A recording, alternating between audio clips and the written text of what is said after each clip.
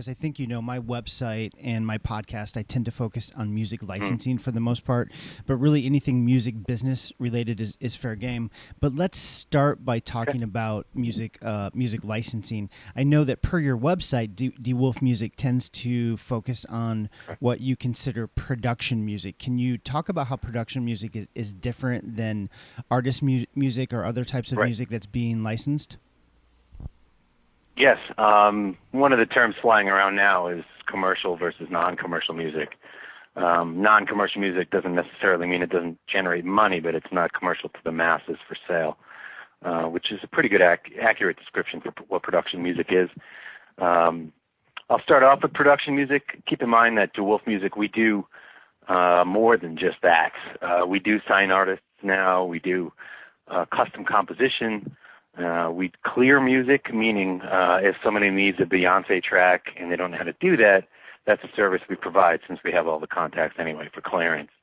Sound effects, there's a whole bunch of other things. But yes, the bulk and what started this company is what's called production music. What is production music? Many of you out there know. Some don't. And some know some, but some things, but not everything. So let me try to paint a clear picture with as few words as possible. In a nutshell, think of production music as functional music. It's not a pet project. It's not your own, creative sort of outlet, even though it does function that way sometimes for people. What it is functional music that functions a specific way for media. And so it functions for the purpose of all different types of mediums. It will function for the creation of media that's broadcasted on television, on the radio, on the internet, in a taxi car, on those little video screens, on a jumbotron at a football game, on a training video to teach young children how to make French fries in McDonald's. The music is everywhere is what I'm trying to paint here. Music is basically accompanying our lives, no matter where we are, whether we like it or not. You're going to find it everywhere. You go into any store now, there's music playing. We also license music for that. So production music in itself is functional music to help create a production that isn't just music. It's exactly what it is. When I think of production music, I tend to think of instrumental music. Are the artists that you're working with, do they primarily make instrumental music? Can quote unquote production music have vocals as well? Let's file that under new changes in this new economy, new music business, okay? Traditionally, we had some vocals. We're one of the older companies, more established companies. So if you go back, we have volumes of music that we were doing in the 60s and the 70s, all on vinyl. It's amazing stuff. It's actually getting licensed a lot right now and sampled for hip-hop. But you will find vocals on those tracks as well. We were doing them predominantly instrumental back then. So back then, you're talking up until the 90s, you're talking about maybe 15%, maybe 10% of your catalog will have some sort of vocal on it. And that's not even necessarily lyrics. That could be unworded vocals. So, we were, when your parents, I'm speaking to basically everybody out there, including myself, when your parents went to the, went to the grocery store to pick up some milk, remember the music in the background used to have unworded vocals. And there's a very famous unworded vocalist called Barbara Moore that we used to record all the time. That's where a lot of people heard a lot of that stuff called music. It's a very strange genre, but just to give you an idea, sometimes vocals don't necessarily mean worded. Sometimes it means a choir that's going to accompany some big dramatic piece. Yeah, could just be oohs and ahs and la la las. Not necessarily. Yeah, dun dun dun, or and even some of our quote unquote instrumental music will have vocals on it.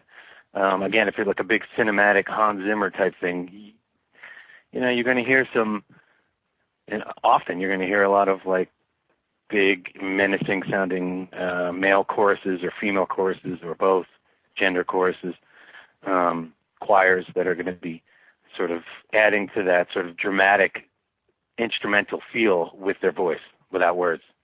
In fact, we have music like this, obviously, for big cinematic and trailers, and it's like they're not even real words sometimes. They're going to imitate Latin on a very dramatic vocal cue. So just an interesting side note, but just to wrap up this portion, traditionally, no, that has changed in the last 5 years. Okay, vocals are now coming in to play for basic licensing, for even very low licensing. Okay, got you. And then what is the distinction then between vocal music with lyrics that's considered production music and vocal music that has lyrics that isn't considered production music? How do you distinguish? What's the distinction? We can also file this under changes that are happening right now. The fact of the matter is, there really is no difference at this point in life. It's all it's an ideal, it's a perception. If you have the label music library, then you're perceived a certain way. I have many instances where we have certain deals in place with major networks like ABC, NBC, CBS, where they get a library rate, and then we'll deal with a separate third party, like a music supervisor working on a show for one of these networks. They have money in the bank to spend. They hear the song and they say, "Oh, okay, great. We have XYZ dollar amount for this particular show. We'll approve the fee," and then that network will come back and say, "Hey, wait a minute. We have a vendor agreement with you for library music. So instead of XYZ, your rate is actually Y." And we'll lose a few $1,000s just because of the perception of what is the quote-unquote difference between library and regular music. So the music supervisor's ears was telling themselves, well, this is worth this. And then because of the idea and the ideal of what library music and how it has been perceived over the years, that rate went down because of the deal that was in place. It's nonsense. It's an evolving process. But slowly but surely, this is contributing to the perception that the idea of having a music library is changing rapidly. A lot of music libraries are signing artists, vocals, moving towards being a label. And the reason being is that because all the labels moved into our territory during the Napster phase. When records stopped selling, they got into our realm. Licensing became their bread and butter. Licensing and 360 deals. And so one thing they did was, as all giant corporations do, is when they can't think their way out of something, they buy their way out of something. And they bought up all of our competition. So all those independent libraries are now owned by 3 companies, except for us. It's an interesting development. Yes, vocals are important. I would not try to, as advice to any composers out there, can you get more money on if you're selling a vocal track to a library? Possibly. I wouldn't push too hard. Libraries take a lot of risks on vocals, if you think about it. Vocal about what? What are the lyrics going to be about? And how are they going to be worded? Because why would I even ask that? Well, when we get a brief on a vocal, it has to say exactly what they need. It's not an instrumental track anymore where it's like, yeah, that works over that. Because everything could work, and then there might be a few words in there that don't work. And then you're in trouble with library music. Yeah, it seems like... Unless you have stem. Sorry, go ahead. Sorry to cut you off. It seems like, in my experience, I mean, I've licensed a lot more vocal music over the years than instrumental music, but I've licensed a little bit of instrumental music. It's something I've been getting more into recently, but it seems like with instrumental music, there's just less hurdles to jump over. It just seems easier because because there's no lyrics, and obviously with lyrics, the lyrics need to work in the context of whatever the scene is. Like, they really need to make sense. So it just seems like instrumental music is easier in a lot of ways. Right. So why even get involved? Because that's what our clients want, and because you can get more money with a vocal in certain situations. A vocal, traditionally, it's just going to pay more out. If it's a vocal track, you're automatically getting more royalties if it's going on TV, a higher royalty rate.